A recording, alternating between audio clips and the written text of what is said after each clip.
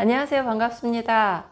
오늘은 금요일 날 나왔던 6월 16일 날 윤정부의 새로운 개선 방안에 대해서 살펴보는 시간이 되겠습니다. 하나씩 하나씩 살펴드리겠습니다. 오늘 이 시간에는 여러분들과 함께 6월 16일 날 저번 주 금요일이었죠. 새 정부 가계대출 관리 방향 및 단계적 규제 정상화 방안에 대해서 발표가 있었는데요.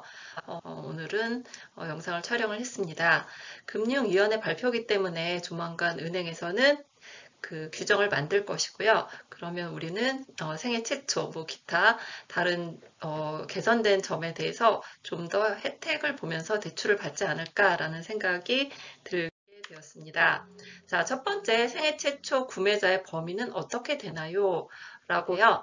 생애 최초 구매자는 세대 구성원 모두가 과거에 주택을 소유한 사실이 없는 자를 의미합니다. 라고 했고요. 여기서의 세대는 이제 그 등본상, 주민 등본상 동일 세대를 이루고 있는 직계 좀비속을 얘기를 하게 됩니다.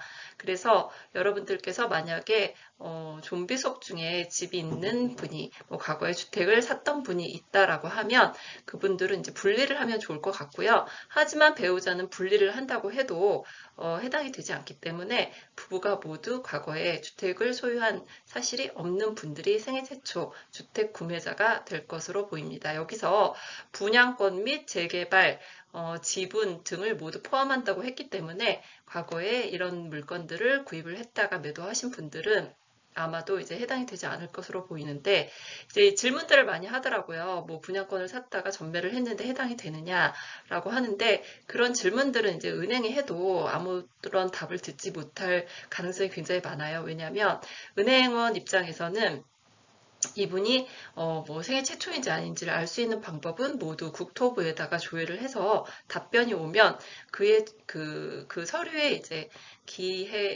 기인해가지고 저희가 진행을 하게 되어 있거든요.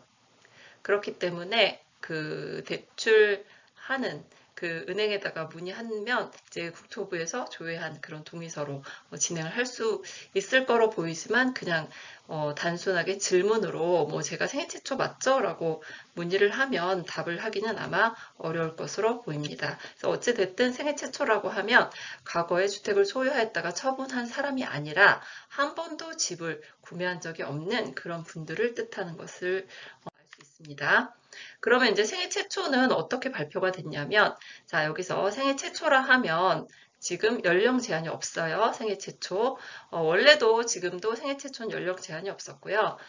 하지만 이제 소득 제한이 있었죠. 소득 제한이 9천만 원 이하의, 소득자거나 1억, 생애 최초인 경우 1억 미만인 경우에 서민 실소유자 조건이라고 해서 최대 4억 원까지 현재는 가능했던 그 최대의 금액이었는데 이제 개선이 된 상황을 보면 생애 최초인 경우에 연령 제한이 없고요. 주택 가격에도 제한이 없습니다. 그래서 이 주택 가격에 제한이 없다 보니까 현재 금지가 되어 있는 15억 초과 투기 과열지구의 아파트도 대상이 되느냐, 6억이라도 가능한 거냐라고 이제 많이들 궁금해 하시는데 어제 뉴스에는 나왔더라고요. 제가 이제 뒷부분에 설명을 해 드릴 건데 금융위 관계자의 말을 빌어서 15억 초과 투기 과열지구의 아파트도 해당이 된다라고 뉴스 기사에는 떴지만 이제 정확한 것은 규정이 내려와서 은행에서 실행을 할 수 있어야 되기 때문에 어차피 3분기에 한다고 했으니까 조금만 기다려 보면 정확한 답을 들을 수 있을 것이라고 이제 생각이 되지만 기사에서는 가능하다라고 이제 나오고 있고요. 소득은 제한이 없어요. 지금 현재는 1억 미만의 생애 최초인 분들이 이제 서민 실소유자 조건이었지만 이제는 소득 제한도 없고 LTV 80%, 저는 이제 너무 심플하게 규정이 정해져서 굉장히 좋습니다. 왜냐하면 지금까지는 투기 가열지구는 9억 이하의 주택인 경우에 6억까지는 60%, 초과분 6억에서 9억까지는 50%, 계속 60 플러스 50%, 40 플러스 20% 이런 식으로 나누는 거를 좀 단순화하는 게 맞다라고 보고 있고요. 그래서 LTV 80%는 지역과 상관없고 소득과 상관없이 가능하지만 최대 금액은 정해져 있어요. 10억짜리여도 8억을 해주는 게 아니라 최대 6억까지만 가능하다라고 했으니까 계산을 해봤더니 7억 5천짜리 집을 매수했을 때 최대 6억으로 가장 많은 LTV가 나올 것으로 보이고 있습니다. 그래서 여러분들께서도 그에 맞는 집을 찾는다고 하면 물론 DSR을 충족을 해야 되기 때문에 소득 규정 한번 살펴보셔야 될 것 같고요. DTI, DSR은 현행 규정을 준수한다고 했으니까 DTI는 60이지만 이 DTI가 별로 의미가 없죠. 왜냐하면 DSR이 더 타이트한 규정이기 때문에 DSR 맞추기가 조금 더 어렵다라고 하는 분들이 더 많거든요. 그래서 1금융권 은행은 DSR 40%, 2금융권 보험사는 DSR 50%를 적용받아야 된다라고 생각을 하면 될 것 같습니다. 그래도 많이 개선을 되었죠. 개선이 된 거는 이제 이것만 보시면 될 것 같아요. LTV 80% 이내 최대 6억이다. 그러면 생초가 아닌 무주택자는 어떻게 되느냐? 그러면 그분들은 예전에 서민실수요자 조건을 그대로 따라가면 될 것 같고요. 무주택 세대주인 경우에 이제 소득이 9천만 원 이하인 분들이 최대 4억까지 가능한 지금의 서민실수요자 규정대로 대출을 받으면 될 것 같아요.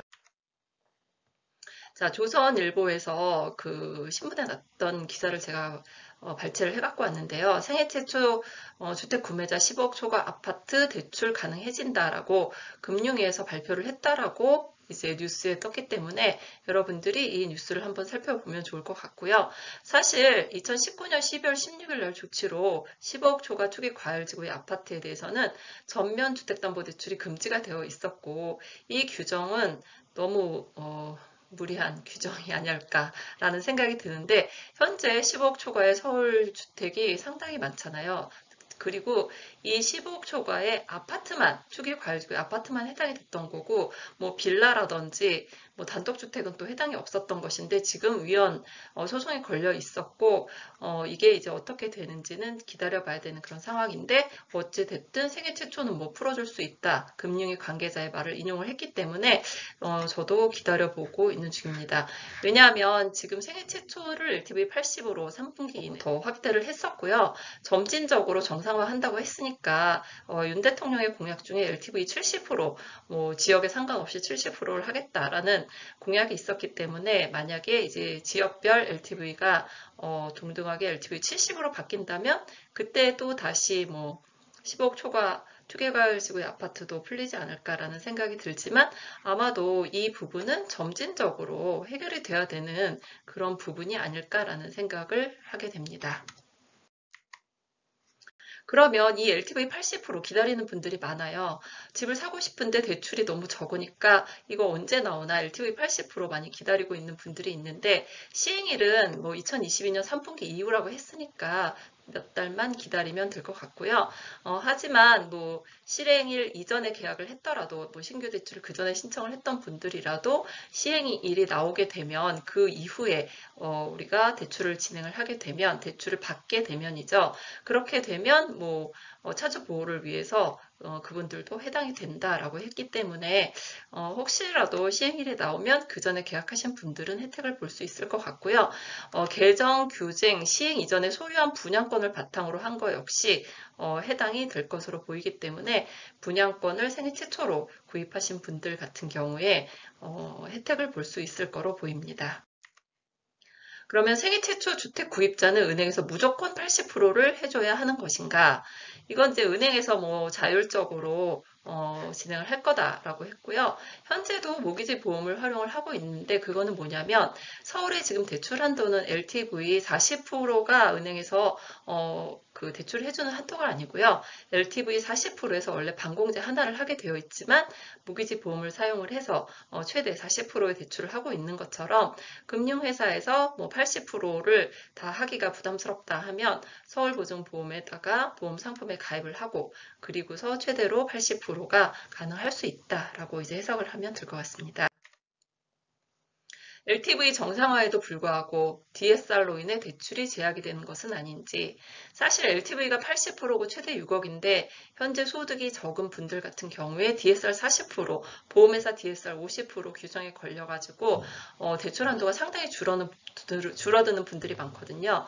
이럴 때 청년들에 대해서 소득을 조금 증가하도록 DSR을 계산을 해준다라고 하면 훨씬 더 유리할 수 있겠죠. 그래서 이제 마련한 개선 방안을 보면 20살에서 24살까지는 소득을 51.6% 정도 증가하게끔 계산이 돼서 나오고요.